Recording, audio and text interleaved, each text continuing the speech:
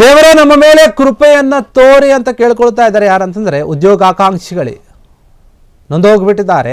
ದಯಮಾಡಿ ನನಗೊಂದು ಅಥವಾ ನಮಗೊಂದು ಕೆಲಸವನ್ನು ಕೊಡಿಸಿ ಅಂತ ಹೇಳಿ ಪತ್ರವನ್ನು ಬರೆದಿದ್ದಾರೆ. ವಿಚಿತ್ರವಾಗಿ ಬೇಡಿಕೆಯೊಂದನ್ನು ಇಟ್ಟಿದ್ದಾರೆ. ಅದು ಯಾರ ಹತ್ರ ಅಂತಂದರೆ ಮಂತ್ರಾಲಯ ಶ್ರೀ ರಾಘವೇಂದ್ರ ಸ್ವಾಮಿ ಅವರ ಹತ್ರ. ಅವರಿಗೇನೆ ಪತ್ರವನ್ನು ಬರೆದಿದ್ದಾರೆ. ಇಲ್ಲಿ ಅವರಿವರಿಗೆ ಪತ್ರ ಬರೆದು ಸರಿ ಹೋಗಲ್ಲ ಅಂತ ಹೇಳಿ ದೇವರಿಗೇನೆ ಪತ್ರವನ್ನು ಬರೆದಿರುವಂಥದ್ದು ಉದ್ಯೋಗಾಕಾಂಕ್ಷಿಗಳು. ಇಲ್ಲಿ ದೇವರೇ ನಮ್ಮ ಕಡೆ ಕೃಪೆ ತೋರು, ನಮಗೊಂದು ಕೆಲಸವನ್ನು ಕೊಡಿಸು ಅಂತ ಹೇಳಿ ವಿಚಿತ್ರವಾಗಿ ಪತ್ರವನ್ನು ಬರೆದಿದ್ದಾರೆ. ಮಂತ್ರಾಲಯ ರಾಯರಿಗೆ ಈ ರೀತಿಯಾಗಿ ಪತ್ರ ಬರೆದಿದ್ದಾರೆ ಉದ್ಯೋಗಾಕಾಂಕ್ಷಿಗಳು. ಕರ್ನಾಟಕ ರಾಜ್ಯ ನಿರುದ್ಯೋಗಿ ದೈಹಿಕ ಶಿಕ್ಷಕರ ಸಂಘ ಏನಿದೆ ಆ ಸಂಘದಿಂದ ಪತ್ರ ಬರೆದಿರುವಂಥದ್ದು. ನಿರುದ್ಯೋಗಿಗಳು ಸಾಕಷ್ಟು ಜನ ಇದ್ದೀವಿ.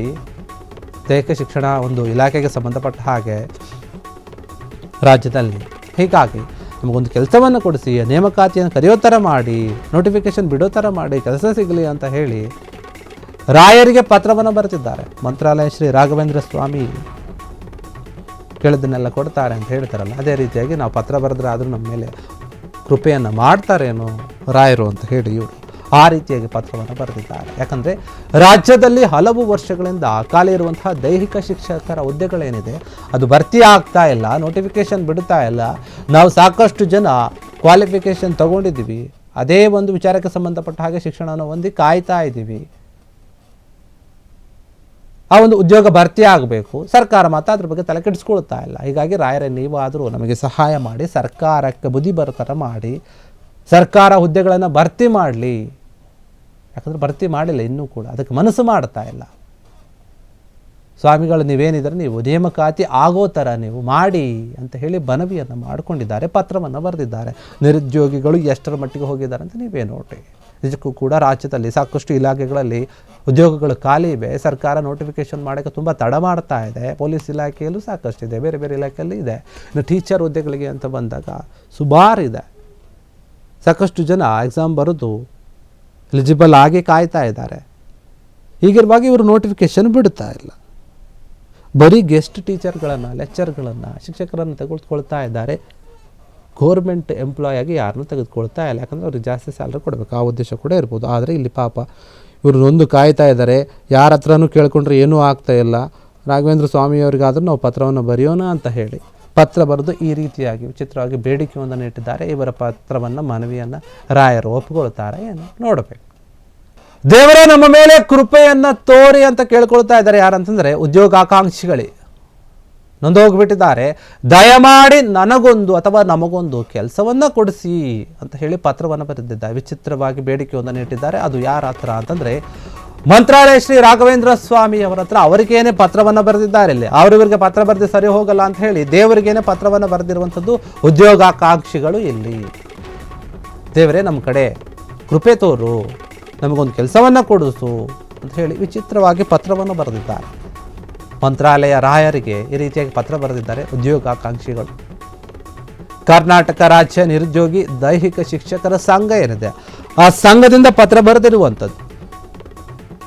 ನಿರುದ್ಯೋಗಿಗಳು ಸಾಕಷ್ಟು ಜನ ಇದ್ದೀವಿ. ದೈಹಿಕ ಶಿಕ್ಷಣ ಒಂದು ಇಲಾಖೆಗೆ ಸಂಬಂಧಪಟ್ಟ ಹಾಗೆ ರಾಜ್ಯದಲ್ಲಿ.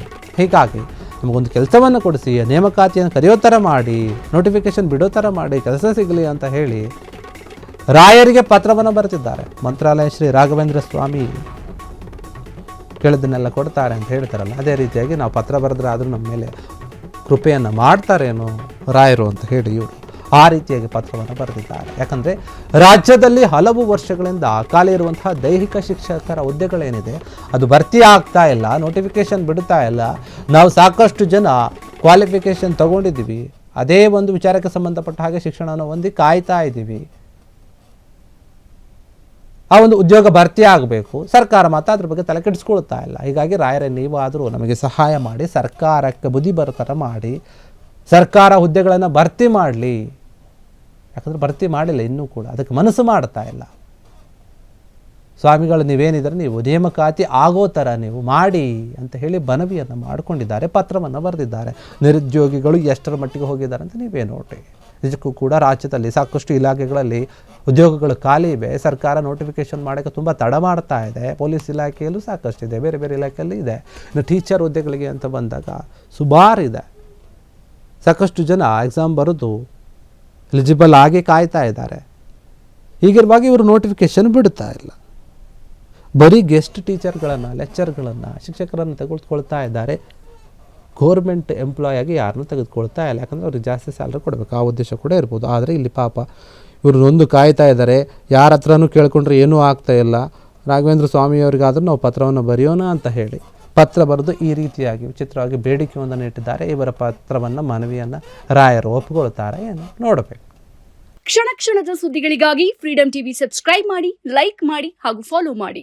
ಹೊಸ ಸುದ್ದಿಗಳ ನೋಟಿಫಿಕೇಶನ್ಗಾಗಿ ಬೆಲ್ ಐಕಾನ್ ಮೇಲೆ ಕ್ಲಿಕ್ ಮಾಡಿ.